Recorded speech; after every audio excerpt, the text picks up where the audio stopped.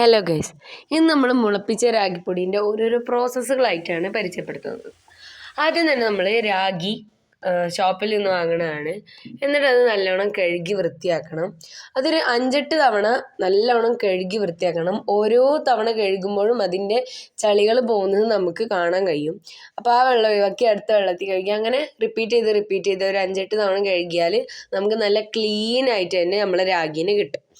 എന്നിട്ട് ആ രാഗി നല്ലോണം മുളപ്പിക്കാൻ വെക്കണം.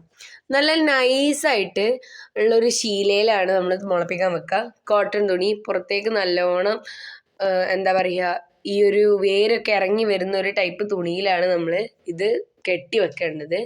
ഇത് നല്ലോണം തന്നെ മുളച്ച് വന്നു കഴിഞ്ഞാൽ ഇത് നമ്മൾ അടുത്ത പ്രോസസ്സ് എന്ന് വെച്ചാൽ നല്ല കഠിന വെയിലത്ത് ഒരു ദിവസം ഉണക്കാൻ വെക്കാം. നല്ല കഠിന വെയിലില്ല എന്നുണ്ടെങ്കിൽ ഒരു 2 ദിവസത്തിൻ്റെ ഉള്ളിൽ തന്നെ ഇത് ഉണങ്ങി കിട്ടും. നന്നായിട്ട് ഉണങ്ങി ഈ രാഗി ഇനി നമ്മൾ ചെയ്യുന്ന പ്രോസസ്സ് വെച്ചാൽ വറുത്തെടുക്കുകയാണ്. നല്ലോണം ചൂടായ ചട്ടിയിലിട്ട് നല്ല വറുത്തെടുത്തിട്ട് അത് ഫൈൻ പൗഡറായിട്ട് പൊടിച്ചെടുക്കുക. ഇത് നമ്മളെ കയ്യിൽ അവൈലബിൾ ആണ്. ആവശ്യമുള്ളവർ ബന്ധപ്പെടാം.